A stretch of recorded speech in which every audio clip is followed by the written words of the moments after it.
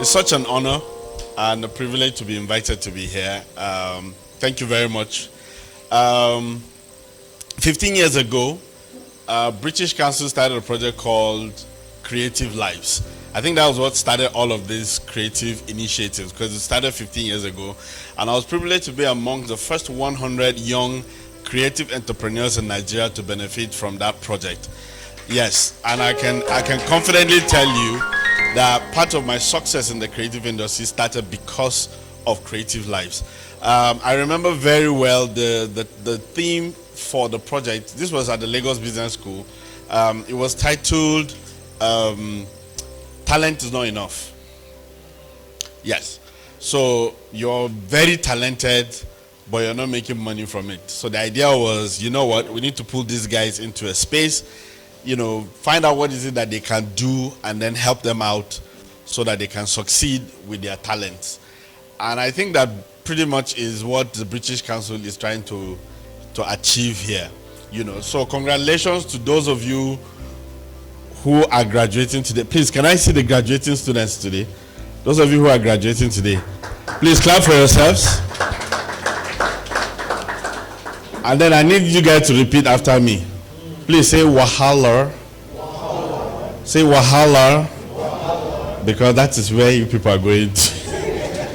Okay, so all these guys have said all the lofty, beautiful things that you need to hear. And trust me, everything that they've said, from Tinike to Desmond to Chidi, they have said profound things from the books and from, you know, the logics of, you know, business and everything that you must follow. But for me, I'm going to scatter that table because it is Nigeria that you people are stepping out into the creative space. There is madness in this creative space. Hold on to what they have told you people, but also listen to what I'm about to say. Let's balance this conversation, Abi. That's why I'm here. Some of you here are going to cry in the next 1 year because you're not going to understand what's happening. I'm going to be very honest with you. So let me give you a scenario. There is a dining table that is round. Imagine that is the creative space in Nigeria, that dining table. And that dining table is full. Like there's everybody, there are people sitting by that dining table and they're eating. Some of us, we are outside the door. We have not even entered inside the room. Oh. There are people in that dining. There are some that have already entered the room. They are standing by the dining. People like me, we are still outside. You know where you are? You know that petrol station? That's where you're coming. That's where the line is. That's where you're going to, because there is the creative space in Nigeria, as much as it's supposed to be big, is limited. I'm being very honest with you. It is narrow, it is limited. Some people have decided that they're going to put roadblocks. Those of you who are coming from behind, you have to wait. It's almost a replica of what the governance system in Nigeria is. It's simple. You know, in Nigeria, we duplicate ourselves in so many ways. So governance is the same thing. You go to the creative space, the same thing. People are not allowing people to move. I'm being very honest with you right now. It is an honest fact. It's a shocker that you must understand before you step out of this graduating feeling like, oh, now that I've graduated from this thing, oh no, everything is going to be fine. Hallelujah if it happens to you. But manage your expectations, because it is brutal out there and it is not easy to jump in there. Does that sound very scary? Is it? Are you people afraid already? You are not afraid already? Oh, okay, that's good. I like I like that confidence. Truth is, the creative space in Nigeria is circulating in one spot, and it's almost like people are refusing to innovate. And so there is a certain, what word do I use now? Where there is a certain expectations from those of us who consume, what do you call it? The content that we create in the Nigerian space. So when they started talking about trends, while I agree with them, that is also the problem that we have with the industry. Trends. Nigerians like trends. So somebody starts something now, somebody wants to do the same thing. Before you know it, 50 people are doing the same thing and they're stealing from each other and we're circulating the same content. That is the problem with trends.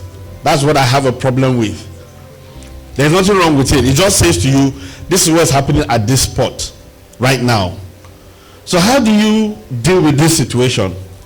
I'm going to use myself as an example. When I decided I was going to go into this, and I jumped into this by mistake. It wasn't a childhood dream. I didn't have a board on the wall like Chidi. Chidi, you know Chidi's an Ajabota. I'm sure he had like one board on the, like 5 years from now, I'm going to do this, I'm going to do that. All you Ajabotas, you know what I'm talking about. Like you guys have, what they call that thing? Vision board. See, I don't even know what they call it. Some of you have vision boards. You have it, you know, it's on the wall. Everything looks like, no, mine, I did not even know what filmmaking was about. I had no idea what this industry was about. I actually jumped into it. My story is simple. I went to school to study urban and regional planning. Who does urban and regional planning? And I was in this part of the world, like I was going to graduate and be doing city grids. Like I'll be demarcating land and making sure that people don't build on road or something. That's what I was studying in school, urban and regional planning. Of course, I was just there, and then we organized riot in school. We were chased away from school. I was staying at home doing nothing, and the Nigerian Institute of Journalism opened in Jos. Turned out that the lady who was heading the school is my mother's best friend. Came to the house one day and saw me uselessing myself, if there's a word like that. And she said to my mom, send this boy to come to this school. Let him come, at least come and be doing something. This was how I promise you, I'm not even lying. This was how I went to school that day. The first day, I was dragging, because in my head, I'm like, what is this journalism? Me, to go and be a journalist. He's looking at me. No, I'm being very honest. I was like, what is this journalism? No, how? So I end up doing work at PRTV Jos or one NTA. I'm telling you, be that I was doing urban and regional planning, no, I was looking down on journalists because I was going to Institute of Journalism. So I got to the school, and that's how everything started. The first day in school, when I went to register, I was put in a class. I walked in, and this very strong Fulani man with strong British and Hausa accent taught us radio production. Mala Aula, I'll never forget this man in my life. The best class I'd ever attended in my life, that first class. And that was when I decided I was going to come back the following day. And then I came back the following day, and then I came back, and then I started realizing that I had creative juice. That was how the thing started. So I did not have, it wasn't an agenda. My parents did not take me to school. They didn't teach me, your career path. Some of you that your parents were following you since you were small, they know that you're going to be Declan Rice one day. They'll be giving you football, making sure. No, that was not my story. Mine was completely. So when I got and I found out that this was what I wanted to do at some point, then the question now started. So you're going to do this, and how are you going to do this in different ways? So we're coming to this idea now that everybody is doing everything. So how do you, somebody said something one time and it changed my entire life. He said an entrepreneur is somebody that looks for problems and solves them. Simple interpretation of what it means. Definition. So you see a problem and then you solve it. For example, if I'm sitting there and I realize that there's something wrong with this bottle, it looks very heavy, like it's not classy enough. If I give you this bottle to hold now, you will not carry it about because you're classy and you're chic, you're a babe, And I said to myself, what if the bottle is more girly, so that girls can actually hold it and it now turns to something, hey! No, I'm just saying. So I've solved the problem, Abi, because there's no girl that will carry this and be going about. I'm just giving you an example. So when I decided I was going to do this thing, the first thing that came to my mind was I psyched myself up. Say, I'm good at this thing, I can do this thing. That's what I told myself. Then the challenge is, but there are other people that are doing it, so how are you going to be different? And then I started looking for how I was going to be different. I'm telling you people something now. You're going to step out of this place and you need to start searching yourself, like they said. You need to start searching. What is it that you can do very well? So I decided that I was going to go into this film thing and I'm going to be one of the best in this country. How? At this point, mainstream television in Nigeria didn't have any northern representation. Every Hausa man or northerner in Nollywood TV or whatever was opening gates selling Indomie with the big accent. Abi, in the longest time that I could remember, the first time anybody saw a high-class aristocratic, what I call a family from northern Nigeria was Sons of the Caliphate. That changed Nollywood completely. Because I remember the day we did the premiere of Sons of the Caliphate. A journalist walked up to me after that and said to me, he said, this you people's story is sweet, but is this how they do it in the north? You know why? Because there was already a mindset about northern Nigeria. People did not believe that people could speak good English. Yeah, I am telling you, Lagosians, you know how when you are there, you don't know anything. I promise you, there were Lagosians that didn't believe that you could find correct, even when there were people in leadership position, they just felt like the story was just too far-fetched, like we're just exaggerating. I said to him, I said, you see all this shakara that people are doing in Lagos, blocking road to do party for 5 hours. Come to northern Nigeria, it's 10 days that are doing party every day. That's how they spend money. So we had a scene where Diko had money at the back of his car. I went to see this chick, she was forming, he drove to a car stand, said they should give him this car, opened the boot, took money and paid the guy. The guy was saying, this is exaggeration. I said, really? You guys don't know what I'm talking about. But it changed everything because suddenly people started realizing, wait, this thing is possible. I had Rogers Ofime, I'll call his name. There was that guy is a principality when it comes to production in this country. Rogers Ofime was huge. I was sitting there in my office in Zoxis one day. They came and told me that Rogers was at my door. I said, wait, who? They said Rogers Ofime. I said, hold on. Somebody that had been sending mails to begging him to give me at least 1-2 African Magic films to produce was at my door. Rogers walked into my door. I said to me, oh boy, I wanted to see this guy that is doing these northern stories. What I'm about to do is I'm about to move here for the next 5 years. I want to tell northern stories like you have done. Change everything. You know what that thing did to me that day? In my head, I was like, wait, you're onto something. If principalities like Rogers are coming to you, you need to consolidate on this scene. I just decided to name myself King of the North. So that is how it's going to be. I insisted that I was going to be a strong force when it comes to telling stories from this part of the Niger. I can't go to Lagos and tell a Lagos story. Not that I cannot, but there are so many producers telling Lagos stories. So guys, I'm just telling you now that you have to find something to be different about. It's very, very important that you find that niche. Something that says, I am doing different. You're going to do a skit. Please do it differently. Find another angle to this. I don't know what it is. You want to sing? Let me tell you something about trends. Don Jazzy said something in a recent interview. He could not sign Davido. He couldn't sign Burna Boy. Even Tiwa Savage came and left. There's who? He couldn't sign Wizkid. Do you know what came to my mind when I was thinking about this thing? I was like, these guys were smart too. Maybe they even saw the fact that, wait, if we done this Don Jazzy, we're going to be doing the same thing that they're doing in that thing. Because check out all the people that he named. They're the biggest in the world right now. And I'm not taking anything from Don Jazzy. That guy is amazing. He has done so much for the industry. But check it and see that there is a level in which everybody that comes out from Don Jazzy, from him, stops. Maybe it's intentional. He wants them to be here. I take you here and then you move forward. But look at every other person that did not sign with him on a global stage right now. Thames, thank you. By the way, Kodera is in the house. You people don't know who Kodera is. Please clap for him. I was going to say that later. That is a colossus in the music industry in this country. I'm not even talking. You guys are privileged to be in the presence of a man like Kodera. I promise you. When some of us came from the village with leaves, this man was already doing the thing. So, you know. Bottom line, and let me round up quickly. Bottom line is that you have to find something that makes you different, something that people are running to you to see, how did you do it? And it might not come easy, it might not be no, it has to be careful thinking. It is planning, it is deliberate strategizing to get to that place. You must understand it. It's not just, you just wake up and no, it has to be. My journey has been carefully crafted. I've been very, very diligent and very, very deliberate about where I was going to with this. My focus wasn't money. Don't get me wrong. Money is good, and if you're making money, please make money. I'm married to an Igbo woman. Yes, I'm married to an Igbo woman. You know what that means? Now, wait first. That is, how much is the profit? My wife is borderline genius. She's a sophisticated woman. Don't get it twisted. She works, she stays abroad. She's a fine, correct woman. But when it comes to money, now let's talk it.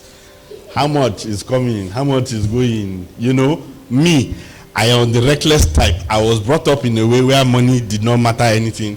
We were so poor that we couldn't save. So up till tomorrow, I don't know what saving is. I'm being very honest with you guys. If there's any saving in my family, it's my wife. She's the one that can budget 30,000 in a month and stay with 30,000 in a month. You cannot move unless you are dying.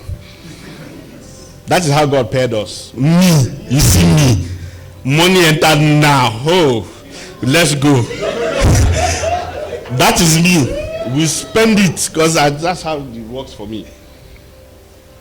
But you must be diligent. You must be deliberate about the things that you do. One of the biggest things that I say always, I'm a Christian, I'm born again, and I don't know if it's okay if I say it here.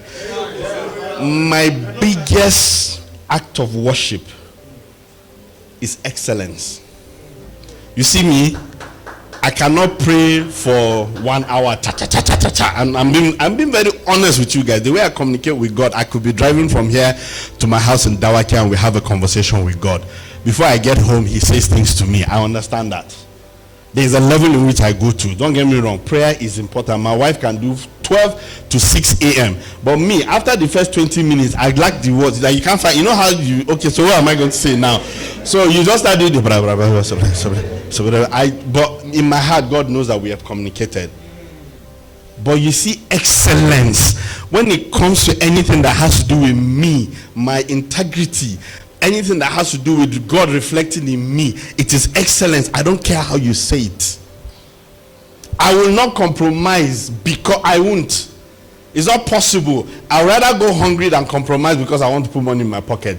That is me. Oh. If you can find a way to make excellence and still make money in your pocket, that's absolutely okay. This country just has a way of frustrating you. I'm just saying my own now. Everybody that works with me will tell you, when it comes to Mr. Dimbo, don't try it. I was far away out of this country, at home, chilling and resting. I left my team working, and they sent me a clip of one of the scenes that they shot that day. And this guy walks in with rubber plastic flowers to come and see this girl. If you see the way I started shouting from there, I said, are you people mad? Plastic flowers in my production, is something wrong with you? They say that they were trying to cut costs. I say, you are who? How much is this bunch of flowers that you could not go and buy real flowers? They are doing plastic. They shot it all over again. They did it. They had to. Because I can't compromise on that. See, excellence will take you places. It will open doors. As I'm talking to you right now, I'm sitting there, people are calling me, I'm rejecting to do things. Not because I am too good. Just because it gets to a point where sometimes you have to balance yourself. Because everybody will come at you. Because they think they know what you can do. They will come at you. So if I don't want to work, it's not because work is not coming, it's because I'm not accepting work. Why? Because people know you with that excellence. So when you step out of this place and you want to be different, I bet you that one thing that will flow to this difference is excellence. Don't compromise on it. Nobody should tell you mediocre is not the way. You were the one that was talking about mediocre earlier. It's not possible. If this thing is 100,000 naira and that is the most that you can get or the least you can get, and that thing will push whatever you're doing forward, please pay for it. Because down the line, I walk into places and people call my name and I'm surprised that they know me. I promise you. I'm humble like that. I always feel like people don't know me, but it's a shocker. We walked into the airport. We were traveling with my wife. We got to the airport and we were going to immigration. Is it custom immigration with our passport? The guy sitting down there, Kong House man, looked at me. He said, "Oh, Mr. Dimbo." I was like, "Wait, I said, "Sorry, sir, I don't know." He said, No, you don't know me. We're huge fans of Sons of the Caliph. If I tell my wife that I've met you, she will start screaming." This is how me and my wife were just looking at each other. But that is a man. The man that we went to do one seminar somewhere at a hotel. And then I came to the reception. The girl, "Hey, Mr. Dimbo." Hey, in my head, the first thing that came to my mind is that if I carry now, if they say I carry now, they will not catch me. No, I'm not saying. I had no idea that people know, but most times it's simply because there's something about excellence. There's something about quality. There's something about the good things that you do that will naturally announce you where you do not anticipate. Don't take that for granted. If anything, this creative space in Nigeria is crowded. Like I said, you think I'm successful? Me, I'm outside this door. There are people inside this room on the table. There are some have not entered this table yet. You people are seen by the petrol station. So if you are going to cross that petrol station and come and enter this table, you must be diligent. You must apply excellence in the things that you do and be true to yourself. This is what I want to do, and this is the only thing that I know how to do. Focus, period. Thank you very much, ladies and gentlemen.